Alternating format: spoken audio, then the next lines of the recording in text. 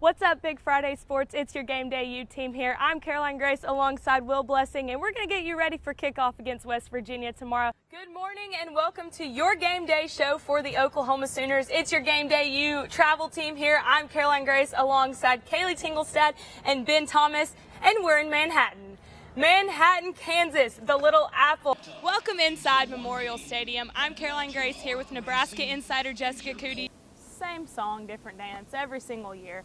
I'm going to go with Clemson, OSU, as in Ohio State, Bama, Notre Dame. And here's another thing I have an issue with. Conference championships. So when we had the BCS system, conference championships meant a lot. And we wanted to change that. The whole point was to change that so that way we had teams like Texas A&M who couldn't get to their conference championship but were clearly better than Florida could get into the playoffs. Hi, Caroline Grace, WAFF out of Huntsville, Alabama. Coach, I'm just going to rip the Band-Aid off here.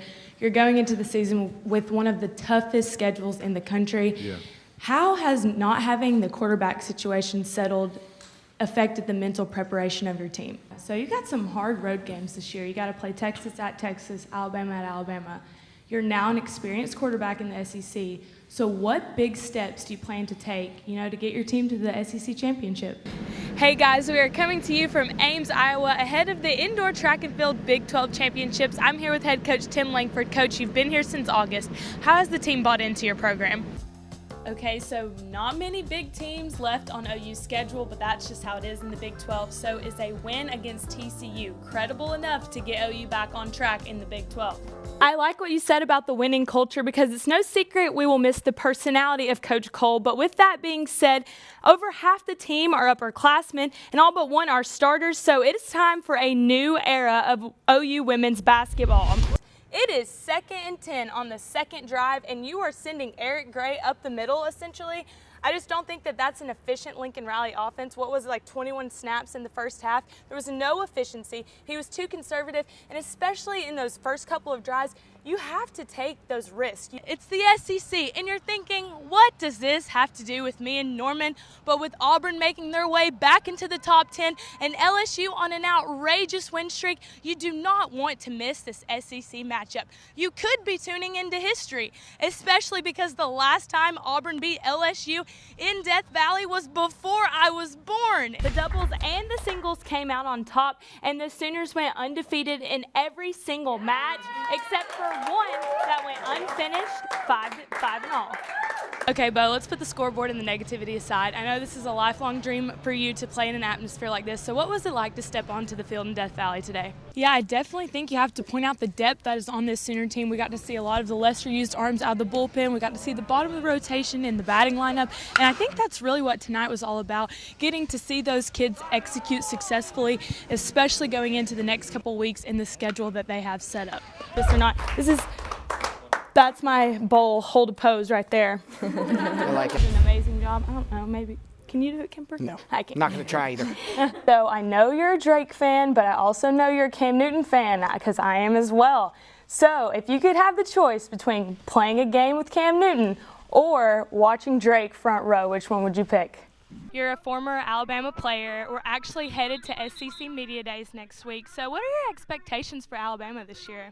So now let's go into a little bit about the documentary Athlete A. What was the feedback like from that? He's undeniable. So the Sooners are really going to have to box him in. The only thing left to do is double team him. They're going to have to keep him out of the paint, out from blocking under the rim, and quit allowing him to get in on those rebounds. Like you said, Kemper, he maximizes himself no matter where he is on the court.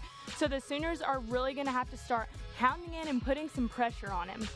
I was pleased with the way that Lincoln Riley was able to take risks on 3rd and longs, and I think for the first time Spencer Rattler was able to step out of his comfort zone because his receivers finally stepped up and did their jobs. I think in the past couple of games, it's not all been on Spencer Rattler, and I'll talk about that later on down the show, but I think the play calling was executed really good this past weekend. Grace here with Vernon Turner. Vernon, last year you called this place home. 2 years ago you set the record here. What were your expectations for today? What did you do specifically during that time to just get your mental health, everything where it needs to be? Off of a previous question, how has your relationship with Tua changed, if at all, this offseason, knowing that he's the only quarterback that you have to build chemistry with? With that being said, I'm going with Jeremiah Hall. Now, H-backs and tight ends are very similar, however, there are some differences. So an H-back sets back a little bit from the line of scrimmage. He's considered one of the 4 backs on the offensive unit.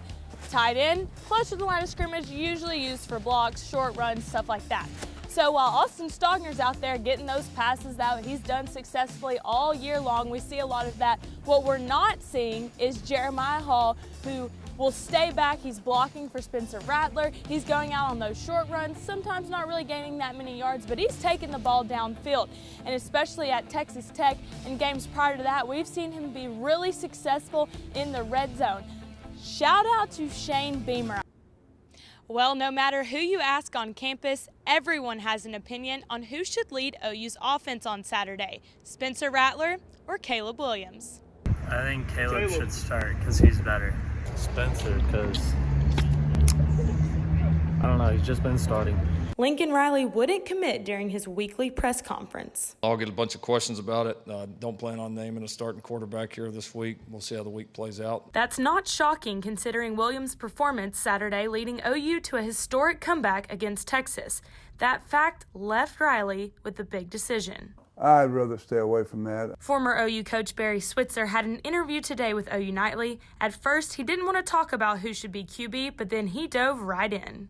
It's a tough decision. You know, we know that the player, Williams had not played in that game, I don't know if we'd won it. I don't think we probably would have. And I think most people think that he probably should start. OU's quarterback controversy has become big national news, and not only Sooner players and coaches are in the spotlight. Fans are too. ESPN football color commentator Kirk Herbstreit is critical of the Sooner fan base. Minute and a half to go in the game, 2 minutes to go in the game. OU gets the ball, it's 13-13. Please get the message out to your spoiled fans, like, your team needs you. Lincoln Riley has canceled all media availability for the week. I'm Caroline Grace, OU Nightly.